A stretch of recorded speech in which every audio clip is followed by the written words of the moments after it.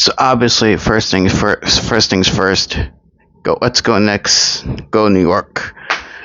Knicks won the championship, and we're all very happy here in New York. So yeah, I could hear them partying all the way in the city from my room, which is very cool. Um, but now that that's done with, oh, and I also want to mention, I really like having this microphone. Makes things a lot easier for me. But now that that's done, let me talk to you about um, fandoms, because the whole thing with the next winning has brought up a lot of gatekeeping, which I want to mention. It generally kind of shows why I dislike fandoms. You know, there's nothing wrong with being a fan. It's kind of like what George Carlin said about people. One single person is fine, but when they get together in a group, they really suck. And fandoms are like that. You know, like one singular fan is fine, generally speaking. You know, it's very chill. They just like what they do or what they're into. Get a whole group of people who like the same thing, and it all turns to shit. You know, it's not very fun. The Knicks, uh, obviously a lot of people were hoping they would win. Obviously, a lot of people weren't fans of them way before they started winning, myself included. You know, I'm not really a big sports guy. I'm more into martial arts. You know, I mean, I could probably tell you more about Bruce Lee or whatever than I could about Jalen Brunson. But I was happy for him because if Knicks win, New York wins, and that's very important for all of us. But obviously, there were some people who didn't want fake fans or bad bandwagoners ruining things. And it was fair. You don't want people who are shitting on your team to start rooting for them just because they're winning. That's a fair point to make. But at the same time, and let's be very honest, the Knicks have not won a championship for 53 years. And now they started winning. Nobody wants to root for a team that's been struggling for that long. I think that's a fair statement to make. No hate to them. But I mean, they weren't winning anything.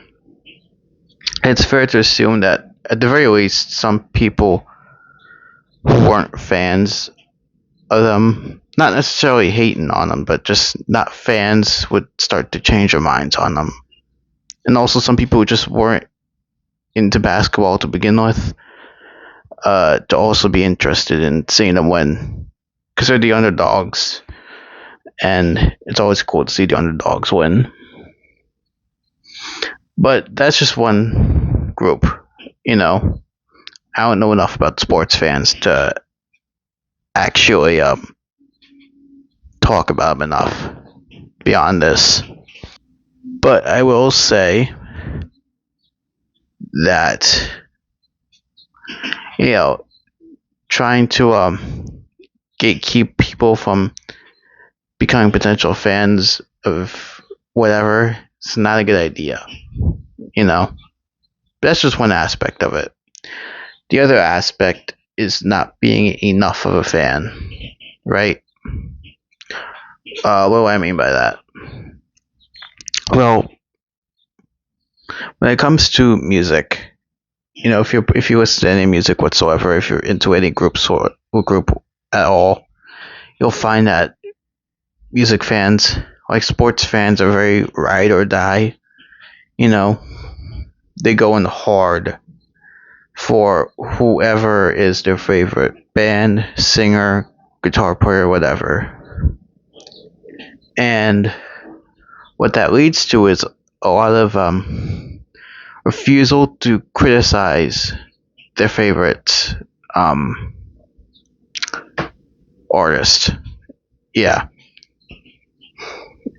and it becomes very problematic when they start glazing them to the point where they just cannot admit when their favorite artist is obviously fucking up, right? So let's take Drake for example. I don't like Drake at all. I think I mentioned this before, but I really cannot stand Drake. His voice fucking sucks. I hate him. I hate it so much. But Drake fans, very ride or die, right? They love Drake so much, and they will not admit that he has been sucking for a very long time. I don't know when exactly he started to suck because I didn't know anything about him really until his beef with Kendrick. I didn't even know what Kendrick was till the beef, but I'm very glad that there was a beef because I'm into him now. But I didn't know anything about either of these two people before the beef, and um, what I've noticed is that Drake fans will not admit when his albums just suck. I assume, or from what I've gathered, his records have not been good since 2021. I want to say, um, but his fans will keep writing him as the greatest rapper or whatever of all time, to the point where even Drake thinks he's greater than Michael Jackson, which nobody is greater than Michael Jackson except maybe Freddie Mercury, but that's a whole other thing which I have no way to argue or prove. But Drake fans are very ride or die to the point where I think it starts affecting the artist's ego. You know, it kind of just starts making them feel like they buy into their own hype. The way you gotta look at art, or when you look at an artist and how their career goes, is there's the rise, the peak, the stagnation, and then the decline. And I guess Drake had his peak, and then he stagnated. And now he's declining hard. Because from what I understand, his recent releases not good at all, and everyone knows it except Drake fans. Drake fans are still, I think, trying to hold on to him, even though they cannot, even though his records just suck. And again, this isn't just related to Drake. This could happen to any artist. Alright? Any artist with any amount of fans whatsoever could start going down that path. Right? Uh Taylor Swift, same thing. She's got the same thing going there, same as Drake. Maybe worse because she's a billionaire. So, I mean, her fans are just a whole different beast. The other part of fandoms that I want to talk about are the fans that are just like they're very divisive about what they like.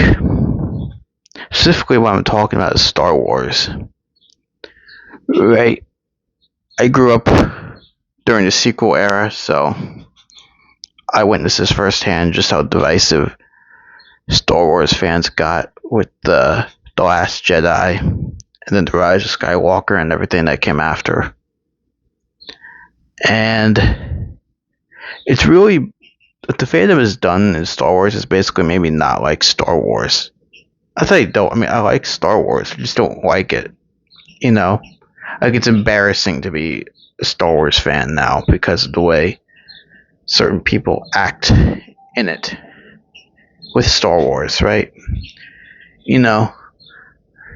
Like half of them will critique every little thing possible, despite the fact that there are some good things in it, and the other half will glaze it to no end, despite the glaringly obvious problems, right? Like, let's take the Obi-Wan show. the Obi-Wan show, it was okay. It had its moments, but it wasn't great. It wasn't exceptional or anything. And if it didn't really add anything to Star Wars either. I think if you took it out of the canon, nothing would ever really change. It didn't add or subtract anything at all to Star Wars whatsoever.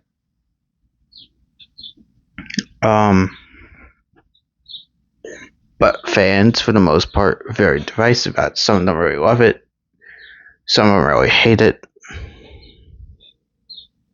Even though what it is basically just a mediocre show with some gems in it. I was very confused about how I felt about Obi-Wan, that show. And even though I'm like very much on the line of it's okay, whatever, the whole reaction to the show kind of was what finally put me off of the show, because of the way people reacted to it.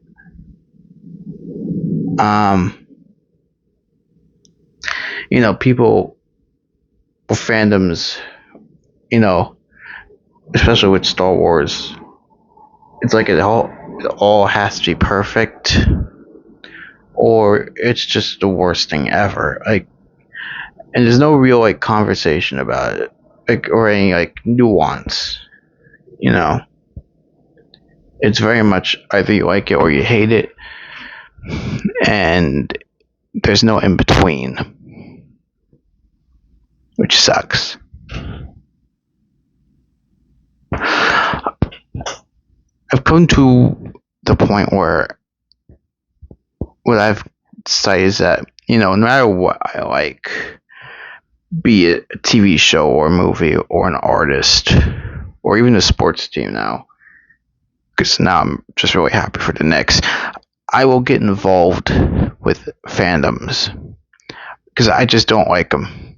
I don't trust that they can behave in a civil way when it comes to discussing what they like. Because nobody likes it when somebody criticizes something they like. But you have to do it, because that's the only way the thing will improve, right? You can't talk about it without it, or talk about anything really without somebody